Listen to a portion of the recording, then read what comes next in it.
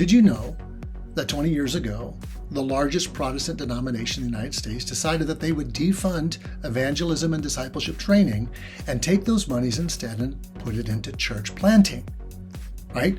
Because the population is growing at 6% a year, and we need to make sure that we have enough churches for those people to attend.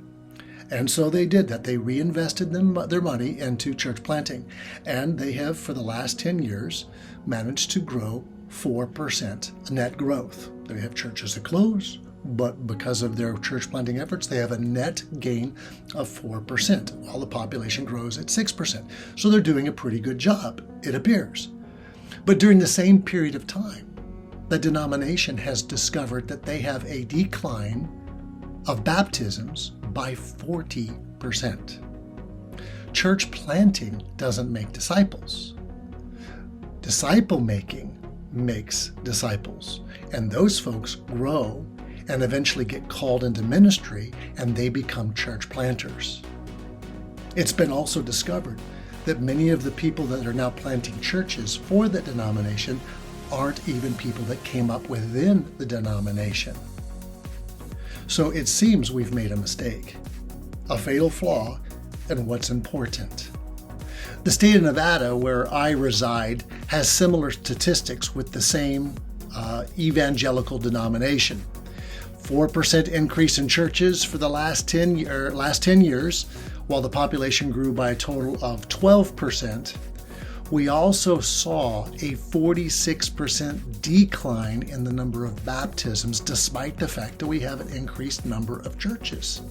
Now, what's interesting is that when we put the data in and looked at the state of Nevada itself, we discovered that when people participate in small groups for discipleship, small groups and Sunday school classes, either one, when they participate in that, we found out that baptisms are correlated exactly. Look at this chart. Do you see how the numbers actually move together in parallel like two dolphins swimming together? Yet here's what they discovered, that when you make disciples of Jesus, that people who are doing the discipling, the mentor themselves, 80% of those personally declare that they themselves are growing because they're mentoring another person to follow Jesus. We also have discovered that when a church has 10% or more of its people in discipleship relationships, those churches grow. That's why Daily Transformation is here. We are trying to help individuals, and we're trying to help churches get back to making reproducing disciples of Jesus.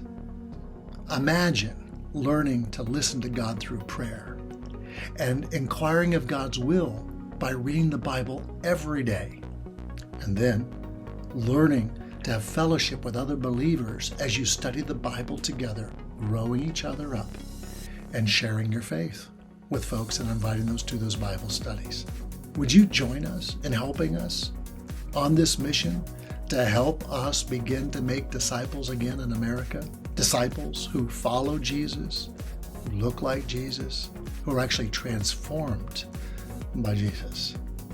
So that way, when they're discipling people and making people look like them, they're like Paul, who says, "Follow me as I follow Christ." So let's make disciples of Jesus together. I encourage you, would you download a copy of the journal or the app? Would you talk to your leaders at church or your pastor and ask them, hey, can we try doing a daily transformation fellowship Bible study and begin to make disciples in our church using that as a tool? Or perhaps you'd be willing to give to help us make this ministry happen. We're trying to make disciples in as many as 24 countries this year. The journal, in just a few years, has been translated into 15 languages. So would you partner with us and help us make this happen? God bless you. And let's begin to become transformed by the one who gives life, and that's Jesus. God bless you.